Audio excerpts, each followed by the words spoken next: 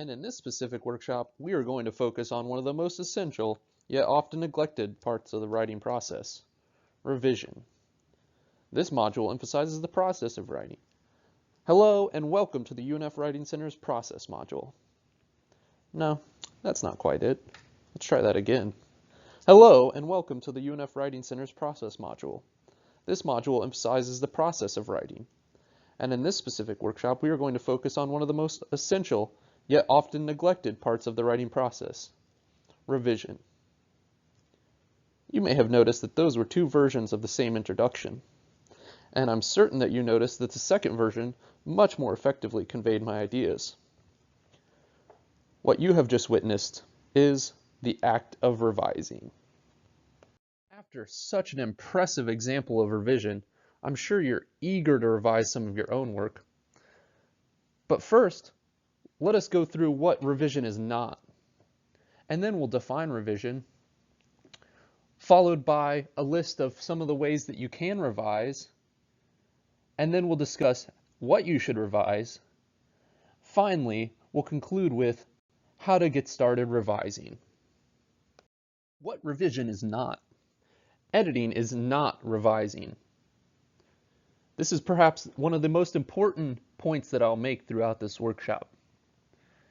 Changing the punctuation in your writing, adding capitalization, or correcting misspelled words are all attributes of editing, and they are not part of the revising process. Just because you have edited your writing does not mean you have revised your writing. These should be two separate steps throughout your writing process. Both editing and revising are intended to improve the quality of your writing. However, they are drastically different approaches to the way that you alter your writing. Now that we know what revision is not, let's think about what revision is. Well, if we break apart the word revision, the prefix re means again, and the word vision means to see. So what we're doing with our writing is we're seeing it again or looking at it again. This is a good way to approach revision. Think of it as a fresh understanding of what you have already written. Now that we better understand revision, let's think about how we should revise. When approaching the revision portion of your writing, you should remember the acronym ARMS, as these are four of the more common techniques for revision. There is adding, which often involves acknowledging that you have omitted certain necessary information. Such an omission in the first draft of your writing doesn't have to persist in the final draft. You can always add in that information. Removing from your writing is equally fundamental to revision. This involves taking out parts of your writing that are irrelevant or off topic. Again, revision is the act of improving the quality of your writing through seeing your writing anew or gaining a fresh understanding of it. As such, removing should be done in order to allow your writing to be more effective or make more sense without a certain portion of it being in there. Similarly, moving portions of your writing can enhance the logic within your work.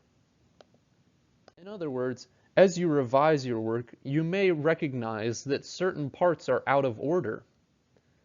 It is at this point that you wish to use the moving technique in order to put them in order. As you'll remember, in my example of revision at the beginning of this workshop, I showed you that certain sentences were out of order and thus they needed to be revised. This is a common technique in revision. And finally, when you add and remove at the same time, this is known as substituting. You're taking out a certain portion of the writing and adding in either a completely different portion of the writing or a refreshed, better version of said removed writing. It is important to note that all the techniques named in ARMS can be used on both the sentence level and the paragraph level. On the sentence level, you may be taking out entire sentences, adding entire sentences, moving entire sentences, or even several words within a sentence. But again, it is important to only do so if it improves the quality of the writing. Similarly, you can use these techniques on the paragraph level by adding, removing, moving, or substituting paragraphs within your work. What do we mean by quality, though? When we talk about using revision to improve the quality of our writing, we are talking about the what of revision. In other words, what we should be revising for. This can be as simple as the accuracy of your content. Have you misquoted an author and you need to attribute the quote to the correct author using the substitution technique? Another attribute of your writing that you should be revising for is focus. This is mostly aligned with the removing technique, as you often want to remove parts of your writing that are not on topic and not focused. Clarity in your writing is the ability to say clearly what you're trying to say. Substituting is often good here, as you can remove what is not said clearly and add in a more clear version. If you fail to explain a technical term in your writing, you're going to need to add in that explanation later. This is an aspect of your writing that you most certainly want to revise for if you're writing in any of the sciences. Crucial to all fields is evidence. This is an aspect of almost all writing, and it is one of the most fundamental aspects of writing. As you are unable to draw conclusions without using proper evidence. Evidence can be addressed using any of the four techniques we previously discussed. You could add in new evidence, you could remove faulty evidence, you could move evidence to a point in your writing that it fits better, and you could substitute poor evidence with strong evidence. Finally, perhaps one of the most important aspects of your writing that you should be revising is the flow. This can be within paragraphs or between paragraphs, and is most typically addressed in terms of cohesion and coherence. Let's talk about cohesion and coherence a little bit more. Although we've just discussed many aspects of your writing for which you can revise, we'll take a moment to go over cohesion and coherence, often referred to as flow, because these two aspects of your writing are often the most important in terms of most effectively conveying your ideas. Anytime someone talks about the flow of writing, you should think of cohesion and coherence. But what do these two terms mean? Well, simply put, cohesive writing is writing that sticks together or fits together. And if you've ever stepped in gum while wearing tennis shoes, you understand cohesion. Recall having to scrape the gum out of each individual groove in the bottom of the shoe. It is the manner in which the gum has melded itself into the shoe that is cohesive. And in this way, you should strive for each of your sentences to meld to each other. Coherent writing is writing in which all the individual pieces make sense together. If you've ever watched a bad movie and thought to yourself, this scene doesn't even belong in this movie, that is a lack of coherence. In film, this is oftentimes done to confuse the viewer intentionally. However, in writing, we never want to intentionally confuse our reader. Therefore, we should omit or remove any sentences or paragraphs that lack coherence.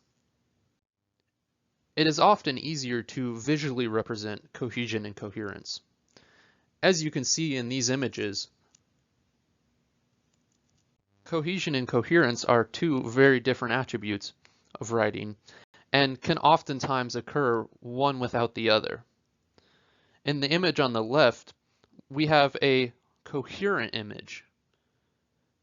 as all the Tetris pieces belong in this image. They are all Tetris pieces. However, none of the pieces themselves are cohesive. They don't fit together or stick together.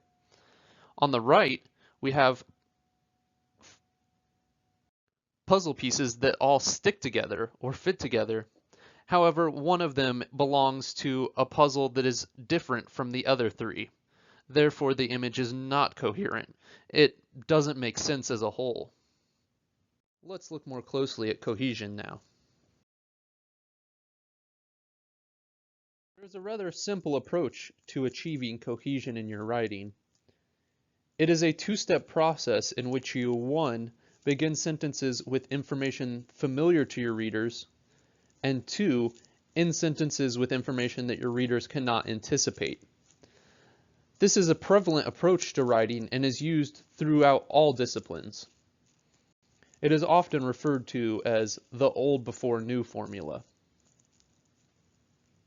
This old before new formula approach to writing is exhibited in the example below. Take a moment to read this example, noting that old information is in blue and new information is in green.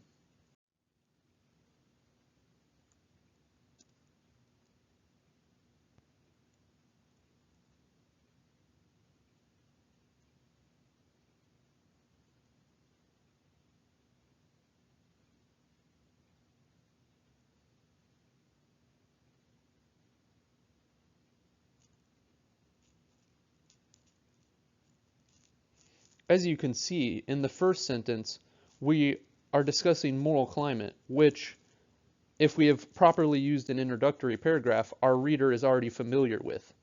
Thus, it becomes blue text and is at the beginning of the sentence. Then, we follow that with the new information that has to do with a moral standard accepted by others. This green text is at the end of the sentence because it is new information that adds on to the idea of moral climate. In the second sentence, we again reiterate the idea of a moral climate at the beginning of the sentence, seen in the blue text, then follow with the green text, which is new information expounding upon the notion of being accepted or rejected based on the moral climate. The third sentence again follows the formula by placing the notion of morality at the beginning of the sentence, something that has already been discussed, and then introducing the idea of community in relation to morality at the end of the sentence, as it is new information. Finally, the last sentence discusses conformity, a notion that has already been mentioned and thus belongs at the beginning of the sentence, and then concludes with applying said standard to one's own circumstances, something that is new and has not been discussed and belongs at the end of the sentence.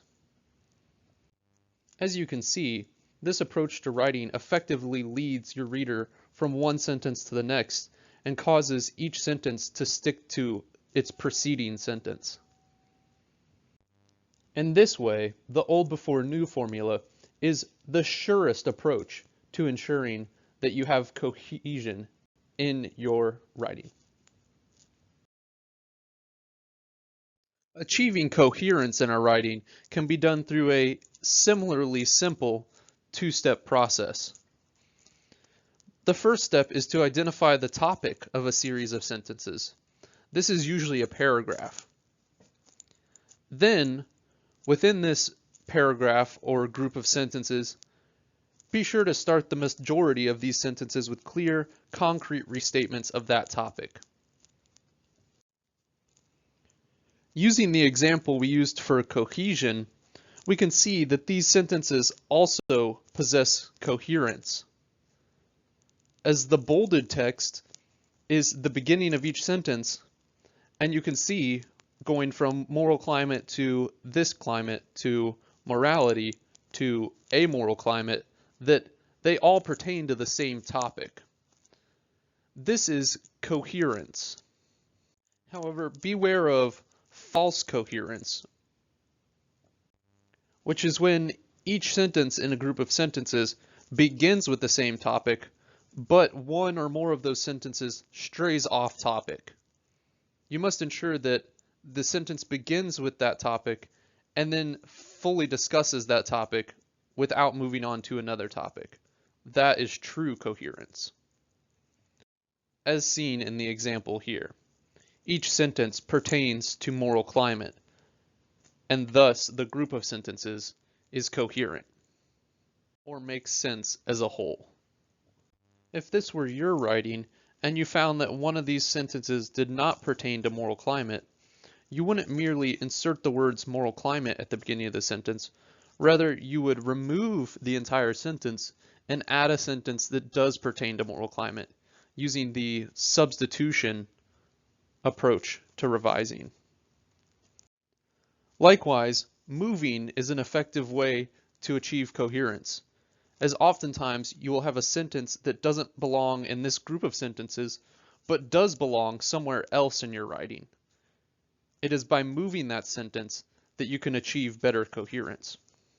Overall, using arms, or adding, removing, moving, and substituting to achieve both cohesion and coherence will drastically improve the manner in which you convey your ideas in your writing. Now that we understand what revision is, and we understand how to revise, and we understand what to revise, let's go ahead and get started revising.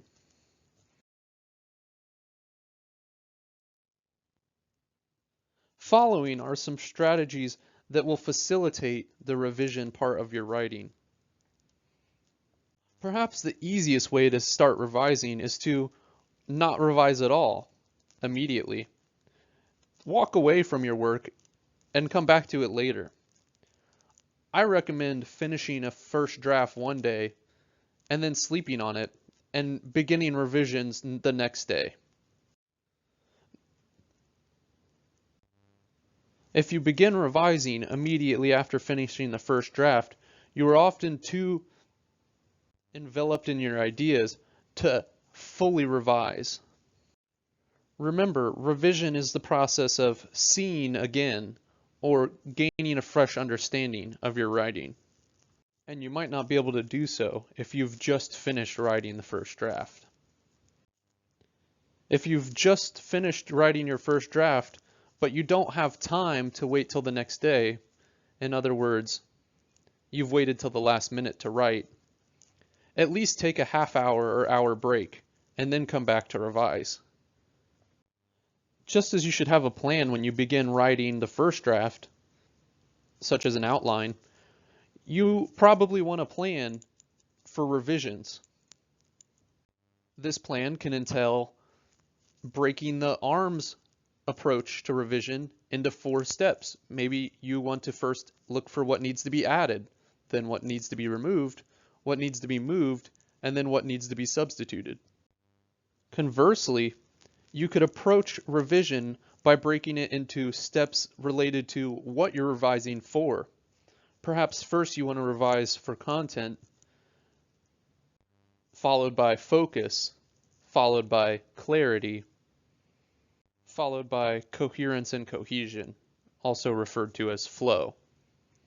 However you plan to outline, you'll want to make sure that you reread your writing each time you approach it for each step.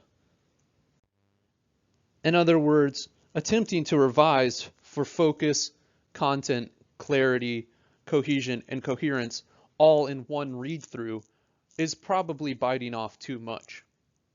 Another good place to start revising is to revisit the assignment sheet. If you don't have an assignment sheet, then revisit your thesis. In other words, what is the purpose for writing, and do you adhere to it? Read through your writing once, ensuring that you adhere to this purpose throughout. If you have left yourself comments, or someone has peer-reviewed your work and left you comments, start with the comments. perhaps this is the best place to begin revising, as these are clear, obvious parts of your writing that need to be addressed. Talking to yourself while you revise is by no means a bad thing. Perhaps discuss aloud the flow of your paper in your mind and then reread it and double check to ensure that you do achieve said flow. Similarly, merely reading your writing aloud will allow you to notice obvious errors that you might not have picked up on the first time. Another way to gain a fresh understanding of your writing is to have it read to you or to have someone else read it and ask you questions as they go. Just because you have finished the first draft does not mean you are finished writing. Continue writing, and this will help you revise. Printing your writing out and marking it up or putting sticky notes on it at certain points can be very helpful in the revision process.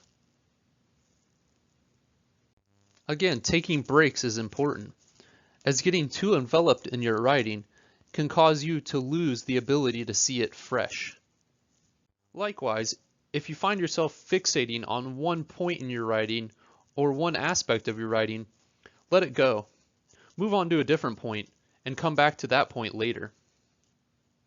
If you feel a certain piece of your writing needs to be revised, but you don't know how to revise it, consider just completely rewriting. Then you can compare the two and see which one is better. There are many ways to get started writing, and each person has their own individual techniques. But these are just a few common strategies. If you are struggling to begin revising, try to think of your own personal approach. Perhaps you could read your writing aloud and record it on your phone, then listen to it while you jog. Or maybe meet a friend for a cup of coffee and merely chat about what you're writing. Oftentimes, it is the least formal approaches to revision that allow the greatest insights. Whatever you do to get started revising, just make sure to scrap things that don't work and remember what does work. Include these successful strategies as a routine portion of your writing process.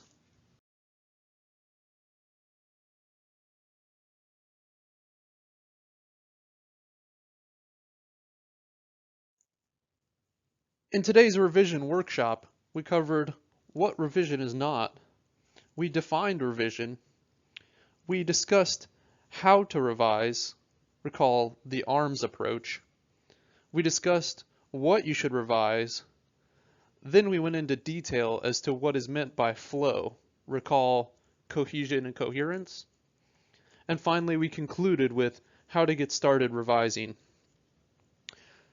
To revisit any of these sections of the workshop, refer to their times at the right.